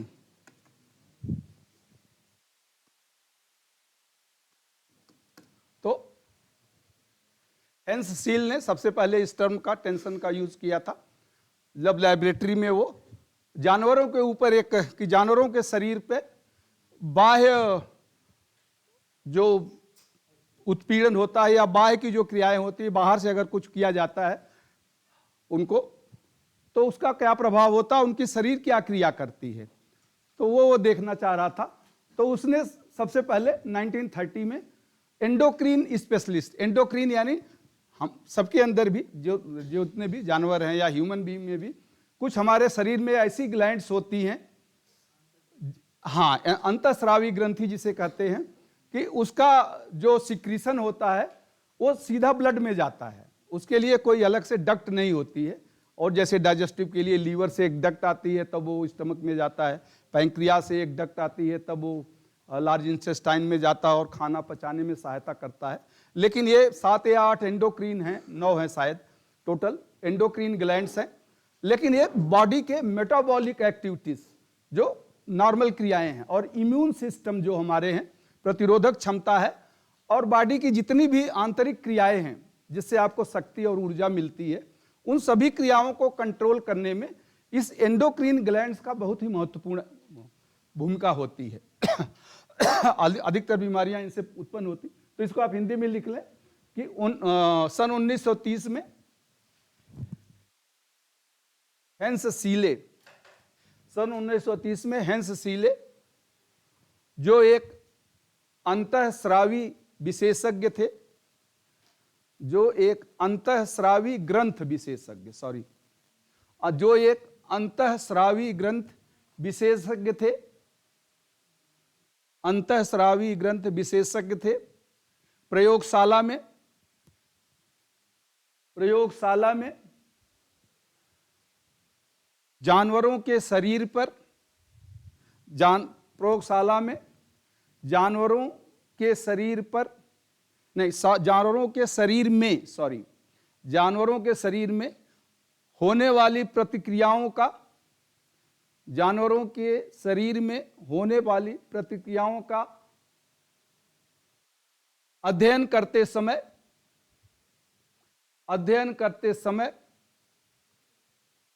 इस शब्द का प्रयोग किया, अध्ययन करते समय इस शब्द का प्रयोग किया, अध्ययन करते समय इस शब्द का, इस शब्द यानी तनाव, इस शब्द का प्रयोग किया। तो फिर बाद में उन्होंने इसको अपने जो लैब एक्सपेरिमेंट था उसको एक्सपेंड किया और ह्यूमन बॉडी का response and reaction to the external challenges, यानी बाह्य की जो चुनौतियां हैं उसके प्रति मानव शरीर की क्या अनुक्रिया और प्रतिक्रिया होती है, रिस्पांस एंड रिएक्शंस होता है, इसको भी इंक्लूड किया उन्होंने। और फिर एक बुक को भी उन्होंने पब्लिश किया टेंशन के ऊपर कि क्या क्या है, अलग अलग मॉडल्स इसके उन्होंने बनाए कि मॉडल्स क्या होते हैं, कैसे शरीर इनको अडॉप्ट करती है। तो कि डे टू डे लाइफ में जो भी हमारे चैलेंजेस, एक्सटर्नल चैलेंजेस या इंटरनल चैलेंजेस भी हो सकते हैं, आपकी सोच के कारण भी कभी कभी आप देखें कि बहुत गहरी अगर आप सोचते हैं, बहुत ही गहन विचार में चले जाते हैं, तो पसीना आने लगेगा या आपकी हार्ट बीट बढ़ जाएगी या आप तेजी से सांस लेने लगेंगे। तो वो इंटरनल प्रोसेस भी होता है जिसके कारण टेंशन होता है, ऐसा नहीं। और एक्सटर्नल तो होता ही है, जिसे हम टेंशन प्रोवाइडर्स कहते हैं, कि अलग अलग रीजन्स हैं कि जिससे हमें टेंशन मिल सकता है। तो उस टेंशन के अगेंस्ट हमारे बॉडी का क्या एक्शन और रिएक्शन, यानी रिस्पॉन्स और रिएक्शंस क्या होता है, उसको हेंस सीले ने पहले देखा था कि कैसे होता है और क्या होता है। चलिए अब इसके कुछ डिफिनीशंस एक दो लिख लें, फिर हम आते हैं, आगे चलते हैं।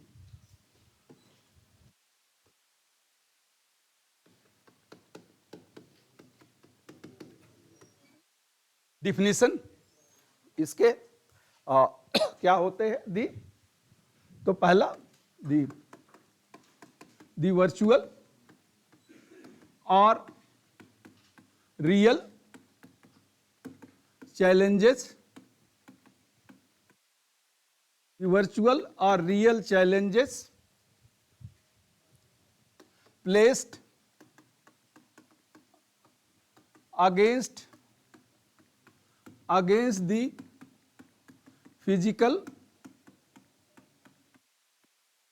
Mental, physical, mental, emotional,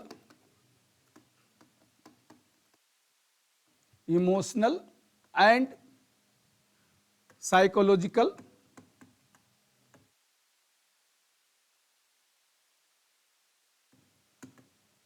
state of body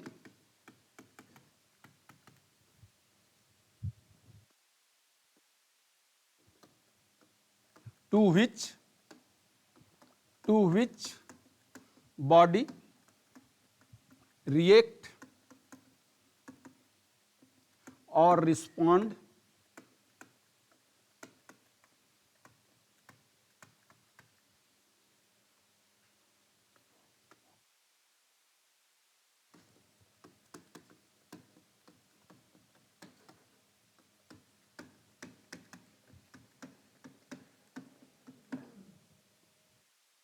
the virtual or real challenges placed against the physical, mental, emotional and psychological state of body to which body react or respond is tension.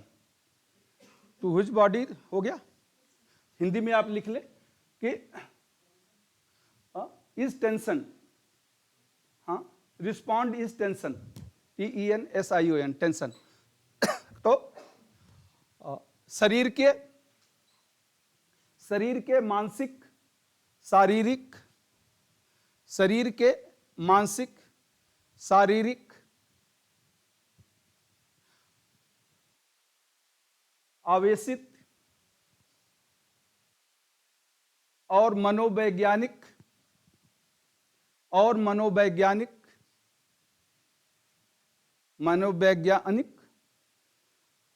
परिस्थितियों के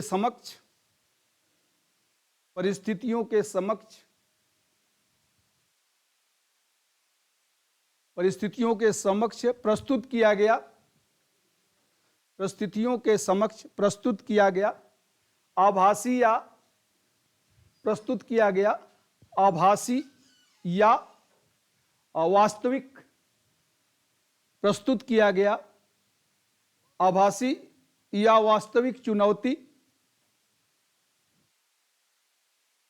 जिसके सापेक्ष शरीर अनुक्रिया या प्रतिक्रिया करता है, जिसके सापेक्ष शरीर अनुक्रिया या प्रतिक्रिया करता है, उसे तनाव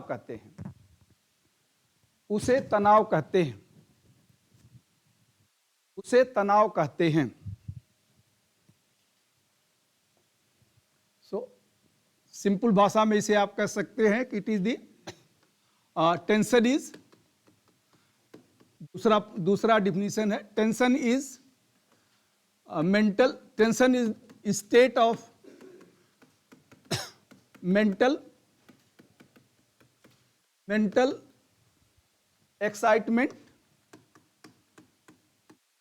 mental excitement or activeness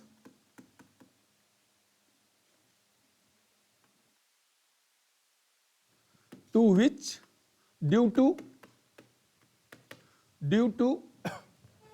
due to external or internal challenges.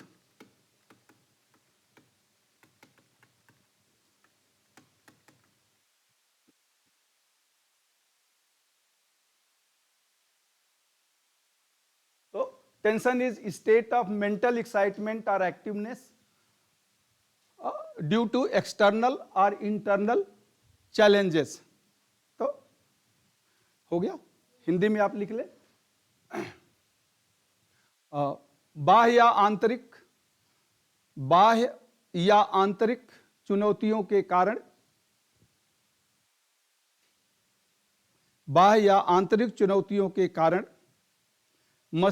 मस्तिष्क में उत्पन्न, बाह्य या आंतरिक चुनौतियों के कारण मस्तिष्क में उत्पन्न क्रियाशीलता या उत्तेजना मस्तिष्क में उत्पन्न क्रियाशीलता या उत्तेजना को तनाव कहते हैं।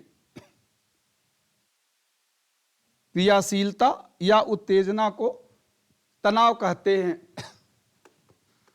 एक और लिख लीजिए, दी वर्चुअल, उसी का है, दी वर्चुअल और actual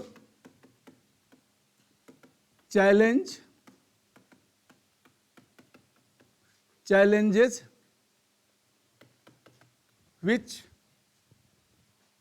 to which body react or respond is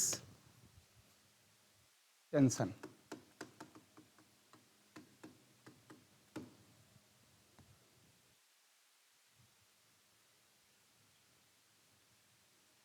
इस टेंशन हो गया। हिंदी में आप इसका लिख लें कि आभासी या वास्तविक चुनौतियां जिसके प्रति, आभासी या वास्तविक चुनौतियां जिसके सापेक्ष शरीर प्रतिक्रिया या अनुक्रिया करता है, जिसके सापेक्ष शरीर प्रतिक्रिया अनुक्रिया करता है, उसे तनाव कहते हैं। तो ये तनाव है। और हेंस सीले ने कहा था जो शरीर प्रतिक्रिया या अनुक्रिया करता है उसे तनाव कहते हैं।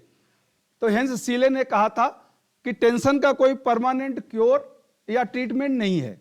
There is no permanent cure और treatment of the tension, only process is mutual adjustment with the tension to be happy. Mutual adjustment with the tension to ही, मतलब सब में कुछ न कुछ तनाव होता है, किसी में तीव्रता कम है, किसी में कम है, लेकिन सब में, यानी जब भी आप एडोलेसेंट एज यानी 15 साल की उम्र से आगे बढ़ते हैं तो कुछ न कुछ तनाव होता है। उस समय होमवर्क का रहता है, कॉलेज का रहता है, तो जो भी है परिस्थितियों के साथ और समय के साथ, उम्र के साथ तनाव की प्रवृत्ति और टाइप बदलता रहता है, लेकिन तनाव रहता है। तो इसका कोई परमानेंट क्योर नहीं है, इलाज नहीं है। हेंस सीले ने कहा कि मेन चीज है इसको आप इसके साथ एक सामंजस्य बैठा के रखो, आप इसके साथ एक समायोजन करिए और बी हैप्पी। क्योंकि आजकल के जो रिसर्चेज हैं ये भी बताते हैं कि there is a direct relation between tension and life style. आपकी जो जीवन शैली है, जिस प्रकार हम रहते हैं, कार्य करते हैं, तो जो हमारी जीवन शैली है, दूसरों से रिएक्ट करते हैं, इंटरेक्ट करते हैं, संवाद करते हैं, ये सभी हमारे जीवन शैली का अंग। तो हमारी जीवन शैली और तनाव में एक डायरेक्ट रिलेशन है। अगर आपकी जीवन शैली बिल्कुल एकदम सीधी और सरल है, बिल्कुल जिलेबी की तरह से, तो उसी तरह से तनाव भी होगा तो उसी सापेक्ष तनाव भी होगा। लेकिन है, आज की जीवन शैली सरल और सीधी है, किसी की कुछ नहीं है। पहले, अब मैं जब बहुत छोटा था, मतलब 10-12 साल की एज बता रहा हूं, तब अगर कहीं गांव में रहते थे, अगर कोई शादी विवाह का फंक्शंस होता था तो लोग दूसरे से, उस समय तो पैंट शर्ट नहीं चलता था, उस समय तो कुर्ता और धोती, दूसरों से कुर्ता और धोती मांग लेते थे, यार आज बारात में जाना, यार दे दो, तुम्हारे पास अच्छे रखे रहते। यानी ये जीवन शैली थी कि जो मिल गया खा लो। लेकिन उस समय हिस्ट पुष्ट, सुबह 4 बजे उठ के जाओ, हम ही लोग थे, धक्के मार के उठा दिया जाता था, 4 बजे जाओ खेत में जाओ, नहीं तो फिर जो वहां है अखाड़ा होता था उसमें धूल उल लगाओ शरीर में, कुछ तो करो, लेकिन 4 बजे के बाद सोना नहीं है। आज तो 4 बजे ही सोते हैं 4 बजे सोते हैं, कब उठते हैं वो तो नहीं, बट सोते ही 4 बजे। हमारे ही बच्चे हैं 4 बजे सोते हैं, उनको मना, हम उनको अपनी जीवन शैली कहेंगे तो बोले ओल्ड डेज आर गॉन वो जो पुराना समय था अब चला गया, नया समय है, नई सोच रखिए। अगर आप नई सोच नहीं रखते हैं तो कम से कम शांत रहिए, है ना, कि नई सोच नहीं रखते हो तो बोलो मत, आपका समय था, ठीक है।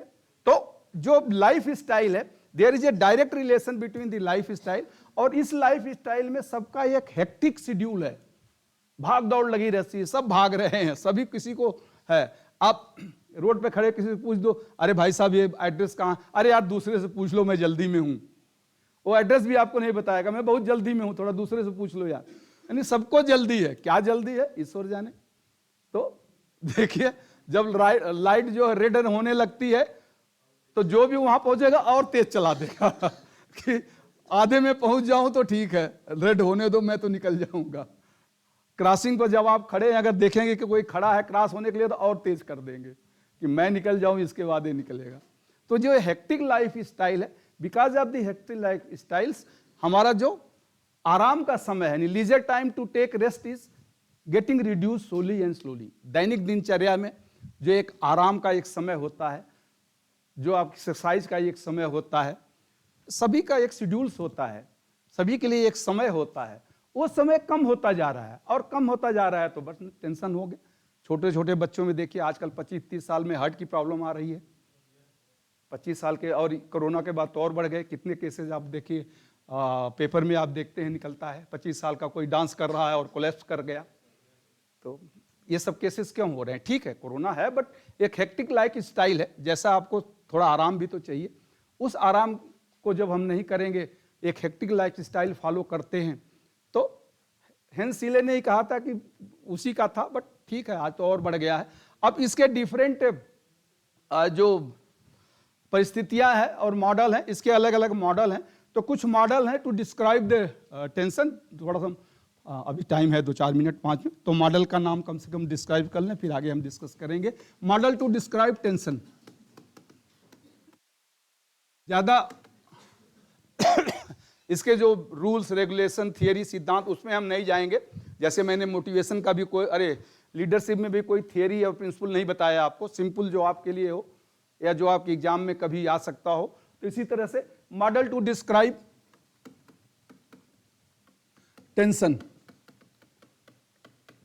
यानी कुछ एक्सपर्ट्स ने मॉडल बनाया है जिससे आप मॉडल से प्रारूप के द्वारा हम टेंशन को डिस्क्राइब कर सकते हैं। तो पहला है adopting according to symptoms. Adopting according to, कल हम इसको डिस्कस करेंगे, बट आज आप कम से कम लिए अकॉर्डिंग टू सिम्टम्स, यानी लक्षण के अनुसार। सिम्टम्स यानी लक्षण, लक्षण के अनुसार स्वयं को ढालना। जब आपको लगे कि आपको टेंशन है, आपकी दिनचर्या में कुछ परिवर्तन, आपके व्यवहार में परिवर्तन, चिड़चिड़ापन या कुछ आ रहा है, वो हम डिस्कस करेंगे क्योंकि ये जरूरी है आपके लिए, सबके लिए जरूरी है। तो उस समय आपको अगर सिम्टम्स आ रहे हैं कुछ, तो आप अपने को उसके अनुसार बदलिए। Adopting according to the symptom, ये हेंसीले का ही ये मॉडल है, जिसे हेंसीले का ही मॉडल कहते हैं। और दूसरा है, दूसरा इसका हिंदी वही होगा, लक्षण के अनुसार स्वयं को ढालना। लक्षण के अनुसार स्वयं को ढालना। और दूसरा हो जाएगा आपका evaluation, sorry cognitive evaluation, cognitive evaluation.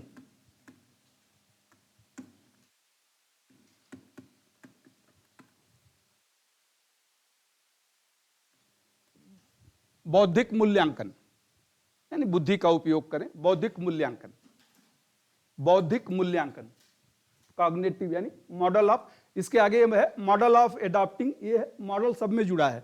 Model of adopting according to the symptoms, model of cognitive evaluation, and तीसरा है model of giving and taking, giving and taking, लेन देन का प्रतिरूप, यानी कुछ देंगे तो कुछ लेंगे भी। लेन देन का मतलब यह है कि जो आप काम करते हैं उतनी सुविधा नहीं है, या आपका एफिशिएंसी से ज्यादा वर्कलोड है, तो वहां टेंशन होगा। यानी दोनों में लेन देन का मतलब ये नहीं कि जो मैं कुछ दूंगा तो आप कुछ देंगे, नहीं। इम्बैलेंस ये डिस्कस करता है कि दोनों में असमानता है, जो आप कर रहे हैं, जो आपको करने के लिए चाहिए, यानी रिसोर्सेज और आपके कार्य में, रिसोर्सेज एंड वर्क में एक इम्बैलेंस है। और 14 है मॉडल ऑफ फीलिंग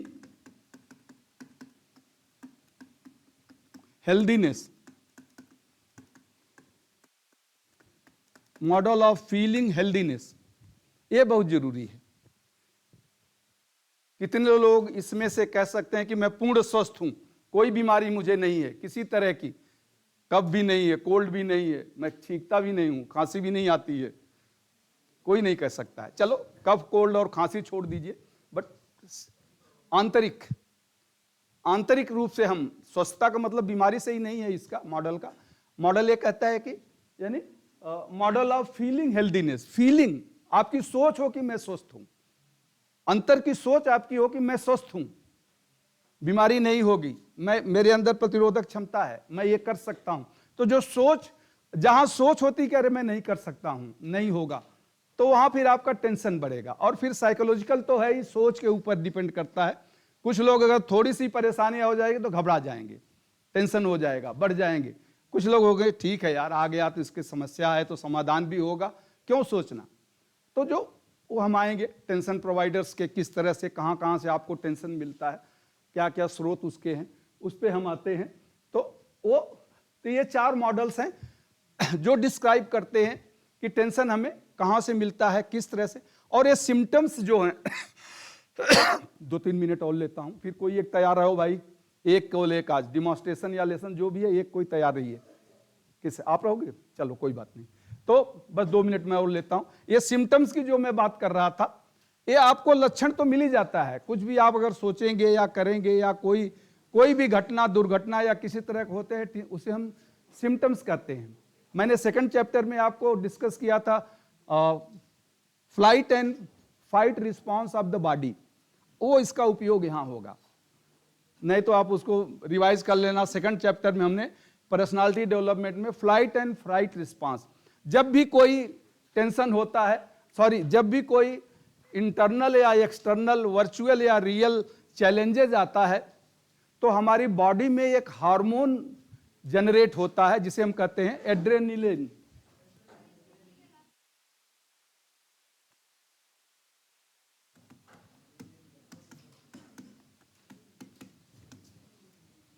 इसकी इंटेंसिटी यानी कितना ये जनरेट होगा, इसकी मात्रा डिसाइड करती है this process of fight and flight response of the body. कि जो भी टेंशन आ गया उससे लड़ना है और उससे दूर जाना है। लड़ने की प्रक्रिया जब शुरू होती है तो बॉडी कुछ सिम्टम्स, बॉडी तो इंटरनली फाइट तो करता है ये टेंशन से, लेकिन आपको सिग्नल दे देता है, यानी सिम्टम्स दे देता है। उस सिम्टम के अनुसार आप अपनी लाइफ स्टाइल, वर्किंग स्टाइल्स या जो भी कारण है उसको आप चेंज करिए।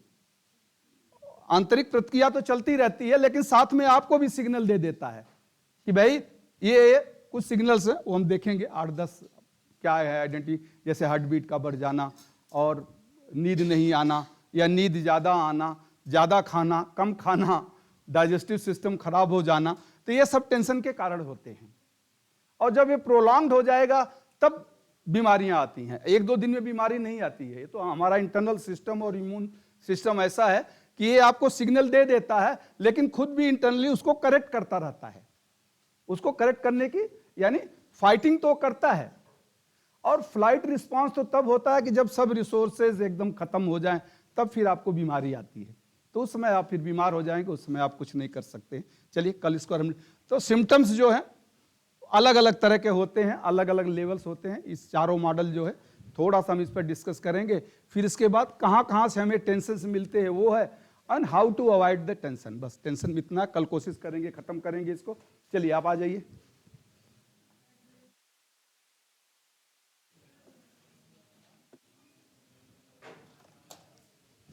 इसको बंद कर दीजिए।